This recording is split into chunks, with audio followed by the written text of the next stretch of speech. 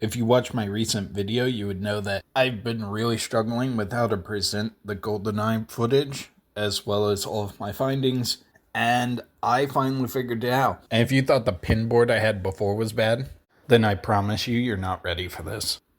Today I'm going to be having us deep dive into the coding of Goldeneye 64 and break down the ins and outs of each level, starting with today's level, Dam, which will serve as a jumping off point for the rest of the series going forward.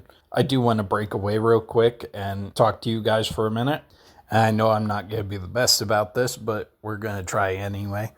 I know sometimes we go through life and it just feels like one obstacle after another. Sometimes it feels like we take one step forward and two steps back, and that there's no way forward. And I know sometimes we can reach the point of wanting to give up. And I want to tell you it's alright to feel weak in your life. It's important to keep trying regardless, because we're all important. You're important. And no matter what you're going through right now, as long as you keep going, you'll eventually find your way through.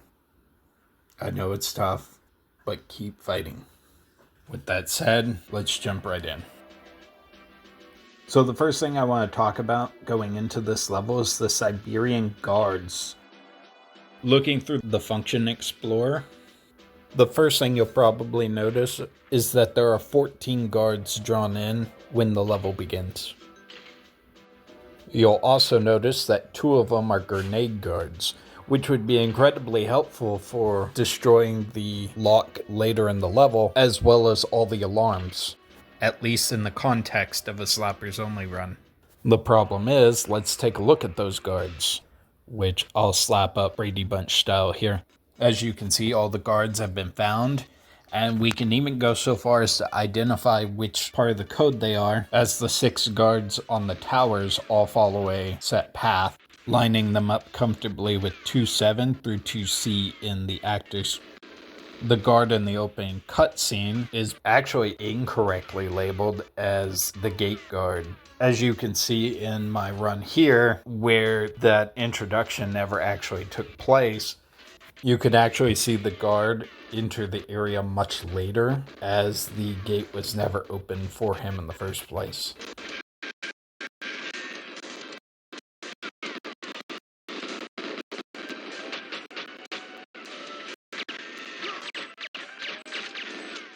You can also see in the aforementioned cutscene the second guard and witness the hacking animation that accompanies him, also labeled as 00AC, to close the gate, and then is programmed to return to the boxes next to the pillbox.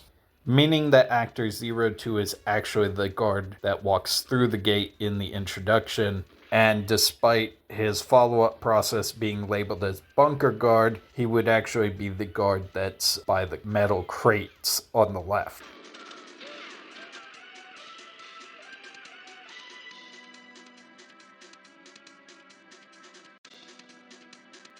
Look, King, he's afraid!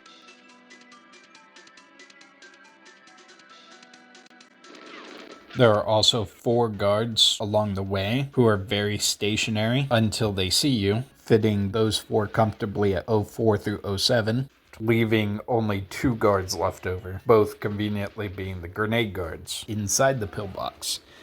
And I'm sure you're wondering, if that's the case, why do they never pull out a grenade, despite being noted to have a 1 in 5 chance to do so? The answer is rather complicated, as despite my initial assumption that they weren't able to throw grenades due to having 2-handed weapons, and while I can't find the specifics in the coding that I have before me, upon further investigation, the developers at Rare have hard-coded the first level of the game to not allow grenades at all. If I can find more information on that, or if somebody else has more information on it, that would be very much appreciated. Although the evidence supporting it is right in the next area, as the Russian commander inside the bunker with the first alarm does eventually call up the code to pull out the grenade by first reassigning himself as a general guard and then initiating the attack mechanic, which for all intents and purposes should have him throw a grenade on a rare chance, which simply doesn't happen. Although, once again, if somebody has insight as a way around it, that would be fantastic. Until then, that leaves us with a rather disappointing 21 shots on this level. As near as I can tell, guards cannot destroy the alarms either, despite my best effort. I won't, for all intents and purposes, include throwing the modem, as technically you would not be using a weapon. I did, however, play around with the idea of recreating a skip for the train level in which you can use the geometry and clip through, but despite my best efforts, I couldn't manage it. Unfortunately, I don't have the tools to investigate that further. I will have to leave that to someone more skilled for the time being. There actually isn't much to say until we get inside the dam. I do, however, want to talk about the actual strategy with the inside of the dam, because it may be one of the single hardest parts of this level, hands down. And while I have seen better runs make it straight through without actually taking out any of the guards, I will say that it is significantly easier, if not more tedious, to just systematically lure each of the guards away and take them out one at a time. I will also say that the guards down here do tend to be a bit more persistent, as if we look at the code for the crate guards on this level, it's a surprisingly low chance to actually get them to move. This behavior is actually very uncommon, as most crate guards throughout the game are programmed in such a way that they will never move, making this another unique property of the level, alongside the two-of-a-kind destructible metal crates at the end of the pier. And as long as you took out all the guards along the way, you'll actually pretty much have a straight shot to the end of the level. And while I would normally close out the video there, I do have to say I love the single line of code inside the truck's coding labeled "Broom Broom." Simply gold. Anyway, that's all I have for you today. I do want this to serve as a blueprint in the future for other aspiring Slappers Only runs, as well as my own personal run, which I hope to be able to record for soon, in which I'm actually going to be revisiting the Slappers Only challenge, but doing it better.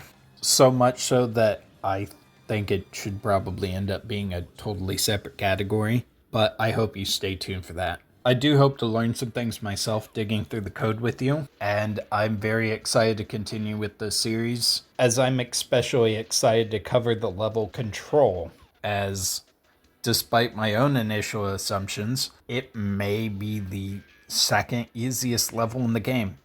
And I know that sounds like a hot take. It really isn't once you understand the coding. And maybe that's me staring at the code for too long trying to accomplish the Slappers Only run in the first place. But maybe once I'm done doing the run a second time, I'll go back and throw my hat in on what I believe the actual hardest levels are in the game. Spoiler, it might be Train, but we'll see when that comes around. Until then, stay tuned and have a fantastic evening. Bye-bye.